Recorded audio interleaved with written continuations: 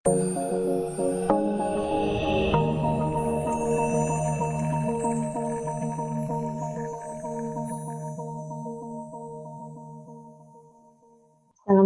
warahmatullahi wabarakatuh. Kita masuk ke materi selanjutnya di mata kuliah Sistem Pendukung Keputusan atau Sistem Pengambilan Keputusan. Oke, materi selanjutnya yaitu lanjutan dari salah satu metode yang bisa digunakan untuk membuat suatu SPK ataupun Sistem Pengambilan Keputusan. Oke, di pertemuan sebelumnya kita sudah membahas tentang metode yang pertama yaitu Bayes, di mana metode Bayes itu juga bisa digunakan untuk menentukan alternatif terbaik di dalam suatu sistem untuk pengambilan keputusan. Nah, di dalam metode yang kedua yaitu metode perbandingan eksponensial atau yang biasanya sering kita sebut dengan MPE.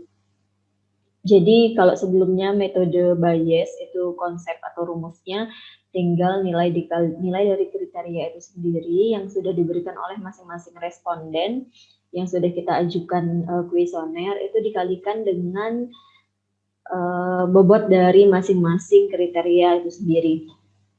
Nah, di dalam metode MPE ini, dia merupakan salah satu metode yang juga untuk menentukan urutan prioritas alternatif keputusan dengan kriteria jamak ataupun kriteria yang lebih dari satu.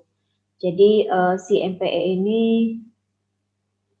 fungsinya supaya nanti alternatif yang sudah kita tentukan di dalam suatu pengambilan keputusan itu bisa diurutkan secara prioritas berdasarkan dengan urutan-urutan yang nanti sudah ditentukan di dalam konsep pengambilan keputusan itu sendiri. Jadi teknik MPE ini juga digunakan sebagai pembantu bagi kita ataupun orang yang mengambil keputusan untuk menggunakan model yang telah didefinisikan dengan baik dalam tahapan proses dalam pengambilan keputusan. Yang seperti sebelumnya sudah pernah kita pelajari proses-proses pengambilan keputusan ada beberapa tahapan ataupun proses. Nah, setelah kita melewati proses ataupun tahapan dari pengambilan keputusan tersebut, kita olah menggunakan salah satu metode dengan nama metode perbandingan eksponensial ataupun si MPE ini. Di mana formulasi ataupun rumus dari metode MPE ini yaitu total nilainya sama dengan sigma, di sini RK itu adalah derajat kepentingan relatif kriteria, dipangkatkan dengan TKK. TKK ini adalah derajat kepentingan kriteria keputusan. Jadi nanti bisa kita hampir sama dengan metode Bayes. Kalau metode Bayes itu dikalikan, kalau metode MPI ini dipangkatkan. Jadi hanya berbeda di rumus yang sederhana itu saja. Nah, keuntungan untuk kita menggunakan metode MPE ini adalah yang pertama, kita mengurangi bias jika terjadi dalam analisa. Biasanya banyak bias-bias yang terjadi di dalam pengambilan suatu keputusan. Nah, kemudian di dalam nilai skornya tersebut menggambarkan urutan prioritas menjadi sesuatu yang besar sehingga nanti kita akan mendapatkan suatu alternatif dengan keputusan yang lebih kompleks. Atau misalnya nanti urutan-urutan dari alternatif yang sudah kita tentukan itu sendiri bisa membuat tingkatan alternatifnya menjadi semakin nyata. Contohnya pemilihan ketua BEM, misalnya pemilihan ketua OSIS dengan menggunakan MPE ini akan lebih nyata, akan lebih terlihat lagi urutan prioritasnya mana yang paling baik di antara alternatif-alternatif yang sudah ditentukan tersebut. Nah, di sini kita coba bikin salah satu contoh aplikasi MPE. Di sini contohnya pemilihan merek laptop ya. Merek laptop di sini kriterianya ada 3, yaitu dari segi kualitasnya, dari segi servis atau pelayanan, serta dari segi harganya. Di sini bikin alternatifnya ada 3 merek atau 3 brand. Yang pertama ada Toshiba, ada HP, ada Asus. Nah, untuk alternatif Toshiba, salah satu responden menjawab, di sini kita kasih range penilainya antara 1 sampai dengan 10. Antara 1 sampai dengan 10, kita kasih range penilaian. Kita lihat di sini, kita bikin gambar ya. Nah, di sini Toshiba itu nilai kualitasnya 5, nilai pelayanannya 4, sama nilai harganya 3. Kemudian ada alternatif HP, kualitasnya 4, servisnya 4, dan harganya 5. Kemudian ada alternatif Asus, kualitasnya 4, servisnya 5, harganya 4. Nah, ini hasil dari salah satu responden yang sudah kita berikan kuesioner untuk menjawab kira-kira alternatif mana yang baik di dalam pemilihan brand suatu laptop. Jadi kita tentukan alternatifnya ada 3, kita tentukan. Kemudian setelah kita analisis kriterianya, ada 3 kriteria yang menentukan. Nah, selanjutnya kita beri bobot. Nah, bobot ini di dalam satu SPK, syarat bobot itu adalah tidak boleh lebih dari 1. Jadi syaratnya harus ketika dijumlahkan nilai mau berapapun kriterianya, mau 3, mau 4, mau 5, mau 10, mau 20, ketika dijumlahkan bobotnya harus sama dengan 1. Nah, di sini bisa dilihat contohnya. Di sini ada 3 kriteria, sehingga kriteria kualitas di sini berdasarkan hasil analisa kita berikan nilainya menjadi 0,4. Kriteria servis kita berikan nilainya menjadi 0,2, dan kriteria harga kita berikan nilainya 0,4. Jadi di sini kriteria yang paling tinggi yang menentukan alternatif terbaik di dalam suatu pemilihan brand laptop itu adalah sama ya, di sini kriteria kualitas dan kriteria harga. Jadi di dalam penentuan ini biasanya kita lakukan analisis atau kita lakukan wawancara dengan responden ahli untuk menentukan bobotnya itu sendiri. Dengan catatan atau dengan syarat ketika dijumlahkan dari semua kriteria, nilai bobot itu harus sama dengan 1. Jadi misalnya ada 10 kriteria, ya ada 0,2, ada 0,1, jadi nilainya harus dijumlahkan sama dengan 1. Nah, rumus dari metode MPE ini sendiri adalah di sini berarti bukan pemasok ya.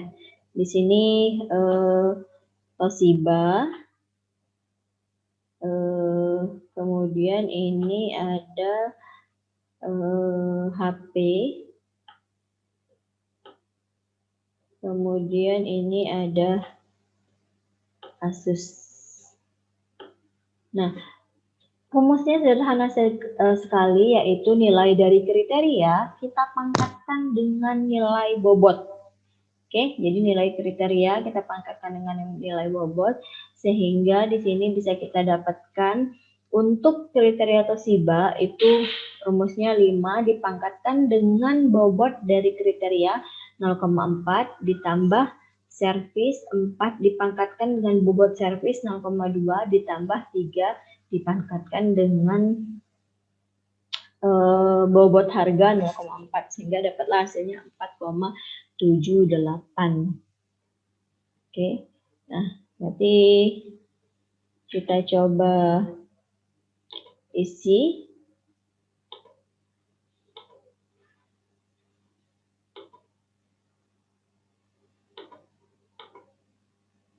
Nilainya berarti kita coba isi di sini ya. Nah, ini berarti nilainya Toshiba, kemudian ada HP, sama ada Asus. Ini tinggal kita masukkan aja untuk kriteria untuk alternatif HP, kriteria kualitas nilainya 4 dipangkatkan dengan 0,4 ditambah kemudian servis 4 dipangkatkan dengan 0,2 ditambah 5 dipangkatkan dengan 0,4. Nah, kita cari hasilnya. Kemudian sama Asus itu 4 kita pangkatkan dengan 0,4, kita tambah 5 nilai dari kriteria servis kita pangkatkan dengan 0,2. Kita tambahkan lagi kriteria harga 4, kita pangkatkan dengan 0,4. Nah, seperti ini. Jadi nanti hasil dari masing-masing kriteria itu dijumlahkan. Nah, kita bisa menentukan peringkatnya yang terbaik yang mana. Kita lihat untuk peringkat, untuk nilai dari 4 dipangkatkan dengan 0,4 ditambah 4, kita pangkatkan 0,2, ditambah 5, kita pangkatkan 0,4. Jadi nanti silahkan kalian cari hasilnya, lalu Asus 4 kita pangkatkan dengan 0,4, 5 kita pangkatkan dengan 0,2, 4 kita pangkatkan dengan 0,4. Nah, dicari hasilnya, setelah dicari hasilnya kita tentukan berapa nilai terbesar, itu yang menjadi alternatif terbaik. Nah, setelah itu kita masukkan di sini nilai alternatifnya berapa, lalu peringkatnya berapa. Nah, setelah dapat, baru nanti kita bisa menentukan alternatif yang terbaik dalam pemilihan brand laptop.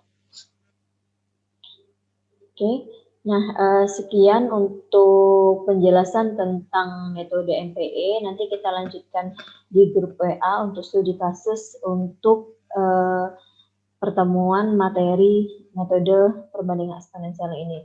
Akhiri, wassalamualaikum warahmatullahi wabarakatuh. Tetap patuhi prokes COVID ya. Semoga kita selalu dalam lindungan Allah Subhanahu wa taala. Selamat siang.